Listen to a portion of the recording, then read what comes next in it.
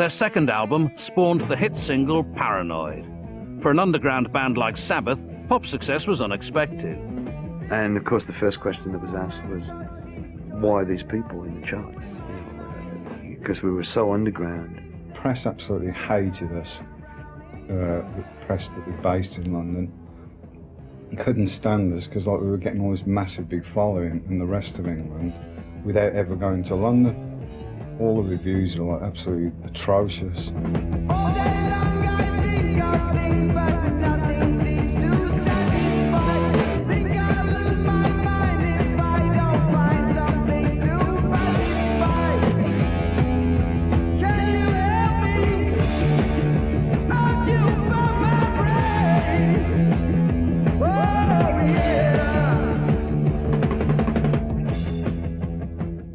We sort of started attracting all the wrong sort of people then, which was the, you know, the screaming kids and stuff, which we thought, bloody hell, this is all weird.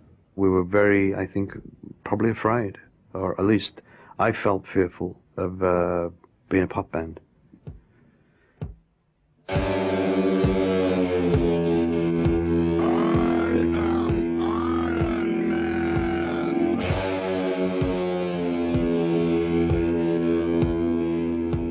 The band's domestic success led to tours in the US, but their reputation preceded them. We got banned from a lot of places. Deep South, parts of Texas absolutely refused to have us there.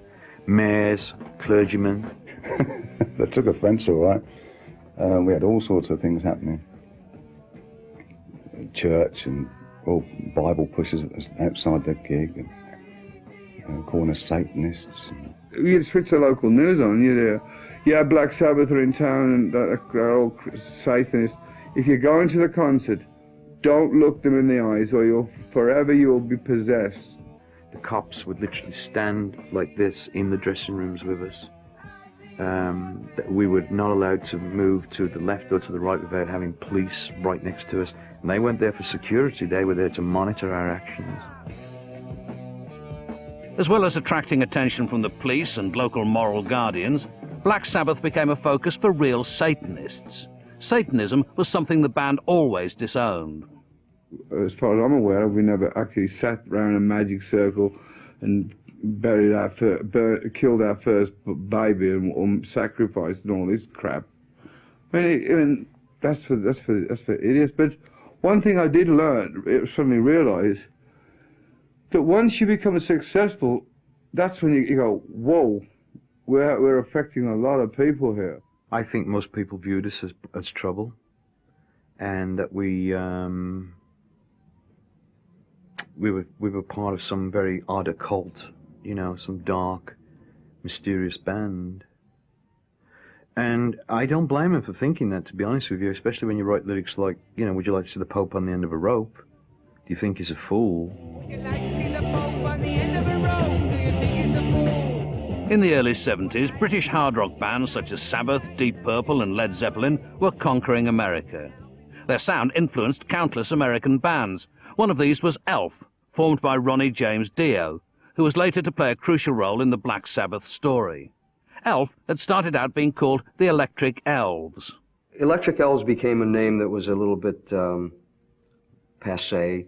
You know, all the electric thing, there were the electric prunes and the electric thises and the electric that's, and so we were electric when the time was right. And then, of course, electric became stupid, so we just became Elf, which made sense because we were all in a band. We were all real small, tiny. I mean, my cousin was only barely 5 feet tall. I'm like 4.5, 5'5". Piano player was about the same size as me. Drummer the same size as me. So we were really tiny.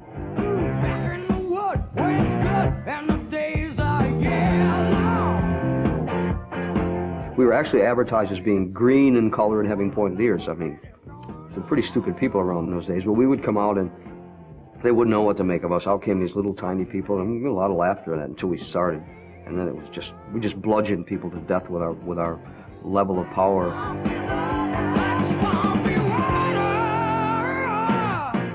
You know, we were wanting to be heavy. I mean, Purple were our influences, and Zeppelin, you know, heavy people.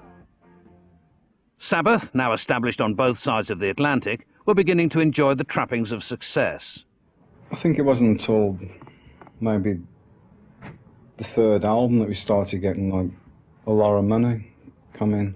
The first thing we did was go out and buy ourselves rollers and Lamborghinis and all that kind of stuff. We were all into buying houses and cars and, you know, the things you do.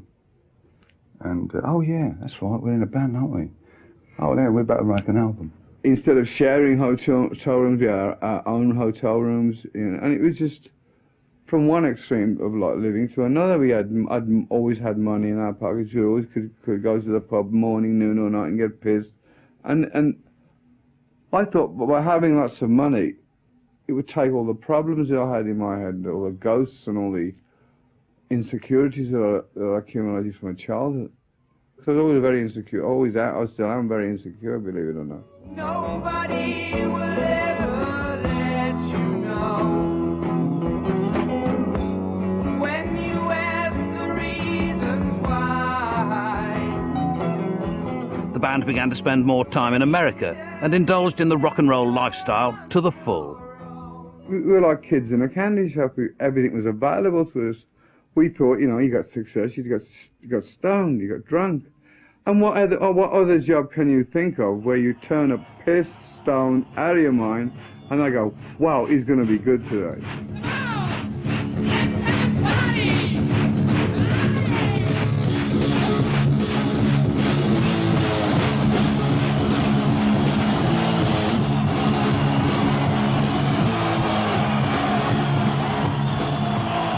We'd gone from like the drudgery of Birmingham to like the mansions and sunshine and all the women and drugs you could get down here in this like paradise place.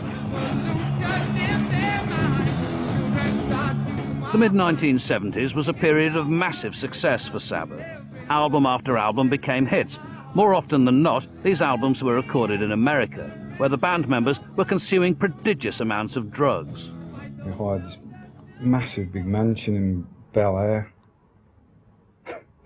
I mean, we had, I think, every pusher in LA was there.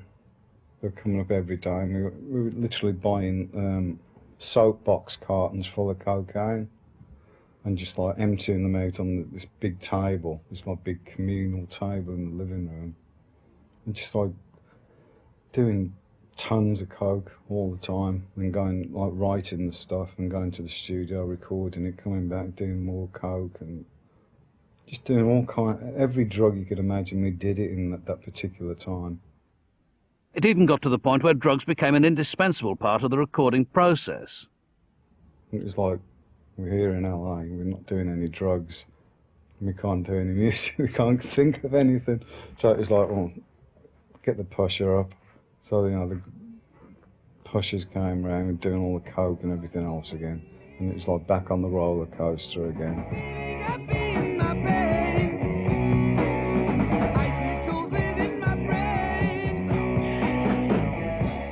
But this lifestyle was beginning to affect the band's cohesion and creativity. It was all left on Tony Iommi's shoulders to do it all, you know. But it was kind of like ego, drugs, alcohol, and women were the biggest.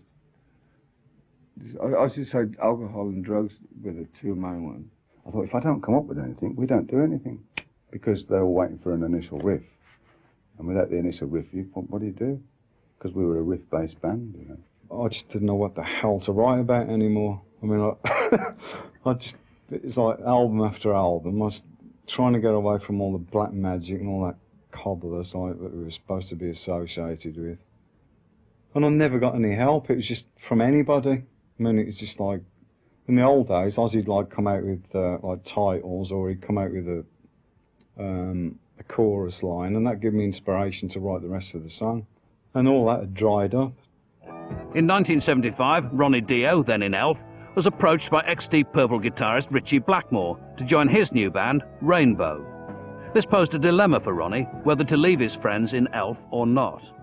I had these guys that I grew up with, who were my best friends on earth, and I wasn't about to let them die and suffer without me, just for the sake of bettering myself. So eventually I went to Ritchie and said, I'll do it if you'll take all the guys in my band. And without the guitar player, of course. It seemed that Ritchie played pretty well, so I let him play.